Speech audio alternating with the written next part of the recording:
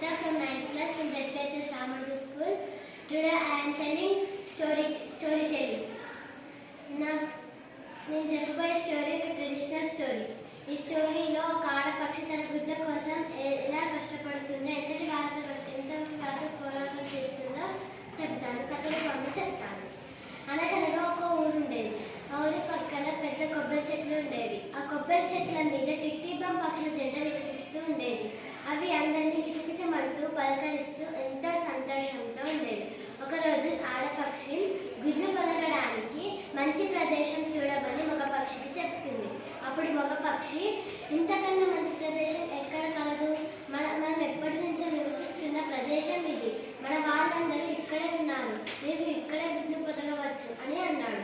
అప్పుడు ఆడపక్షి, ఈ సముద్రుడి వల్ల మన గుడ్లకు ఏ ప్రమాదం లేదు కదా అని అనుమానం వ్యక్తం చేసింది. అప్పుడు మగపక్షి, ఈ సముద్రుడా మనల్ని ఏం చేయలేడు, మన గుడ్లకు కూడా ఏం కాదు, అతనికి అంత శక్తి లేదు అని చులకనగా మాట్లాడతాడు. కొన్ని రోజుల తర్వాత ఆడపక్షి గుడ్లను పొదుగుతుంది.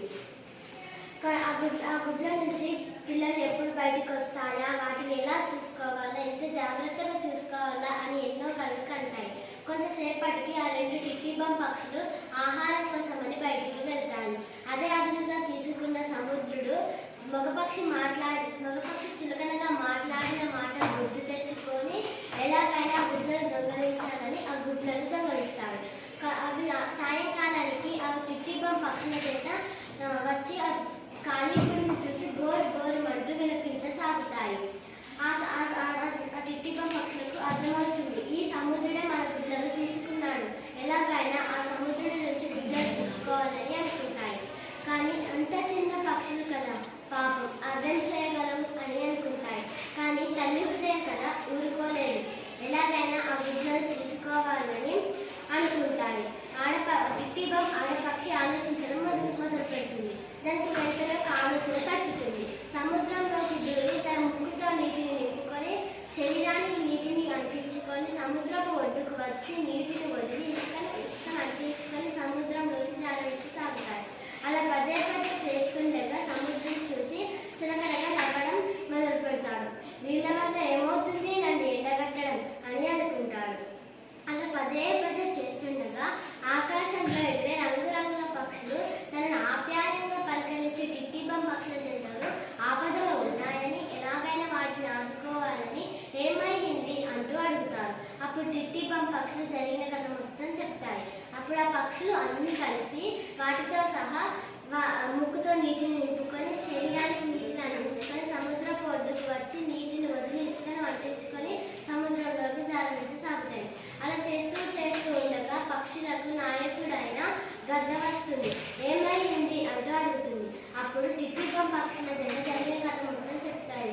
అవునా, అయితే ఇది మీ వల్ల కాని పని, మన పక్షులకు రాజా అయిన గరుత్మంతుడి దగ్గరకు తీసుకొని వెళ్తాను రండి అని అంటాడు. అప్పుడు ఆ పక్షులన్నీ కలిసి గరుత్మంతుడి దగ్గరికి వెళ్తాయి. గరుత్మంతుడు ఏమైంది అని అడుగుతాడు. అప్పుడు ఆ పక్షులు అన్నీ కలిసి జరిగిన కథ మొత్తం చెప్తాయి. అప్పుడు గరుత్మంతుడు, ఇలా అయితే మన పక్షుల జాతి అంతా అంతరించిపోతుంది, ఎలాగైనా నేను మీకు సహాయం చేస్తాను. తన ఆరాధ్య దైవమైన విష్ణుమూర్తికి చెప్పకుండా భూలోకానికి వచ్చి ఆ పక్షులతో సహా పెద్ద బండరాలను సముద్రంలో వేస్తాడు. కొంచెం సేపటికి వైకుంఠంలోనున్న విష్ణుమూర్తి పడిపడడం వల్ల నా వాహనమైన గరుత్మంతుడిని పిలుస్తాడు. అప్పుడు పిలిచినాక పాలకుడైన విజయుడు, గరుత్మంతుడు లేడు, భూలోకానికి వెళ్ళాడు, ఎందుకు గల కారణం కూడా చెప్తాడు. అప్పుడు విష్ణుమూర్తి గరుత్మంతుడిని తీసుకొని రా అని విజయుడికి చెప్తాడు. అప్పుడు విజయుడు భూలోకానికి వచ్చి గరుత్మంతుడితో, నేను విష్ణుమూర్తి గారు పిలుస్తున్నాను రా అని అంటాడు. అప్పుడు గరుత్మంతుడు, నేను రాను, నా పక్షులను ఇలా ఆపదలో వదిలి నేను రాలేను అని అంటాడు. అప్పుడు విజయుడు మళ్ళీ వైకుంఠానికి వెళ్ళి విష్ణుమూర్తితో చెప్తాడు.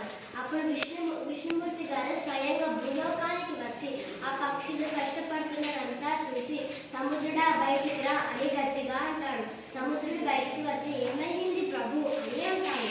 అప్పుడు విష్ణుమూర్తి, సముద్రపు ఒడ్డున కొబ్బరి చెట్ల మీద నివసిస్తున్న టిట్టిబం పక్షుల జంట గుడ్లను నీవు దొంగిలించావు, వాటి గుడ్లను వాటికి ఇచ్చేయి, లేకపోతే నా విశ్వరూపం చూస్తావు అని అంటాడు.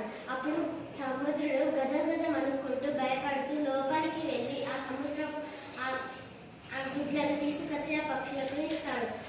పక్షులు ఎంతో